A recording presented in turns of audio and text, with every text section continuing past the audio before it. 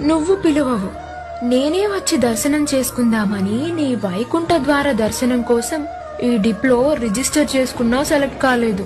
300 rupees tickets కోసం try చేసా, book కాలేదు. డైలీ టిఫిన్ కి బ్రెడ్ జామ్ తినేసి ట్రాఫిక్ జామ్ లో ఆఫీస్ కి వెళ్లి మెంటల్ హెల్త్ అంతా పాడైపోయింది. అలిపిరి మెట్లెక్కి నా ఫిజికల్ హెల్త్ చెక్ చేసుకుంటా, నిన్ను చూసి నా మెంటల్ హెల్త్ సెట్ చేసుకుంటా. సర్వదర్శనానికైనా నన్ను పిలువు స్వామి.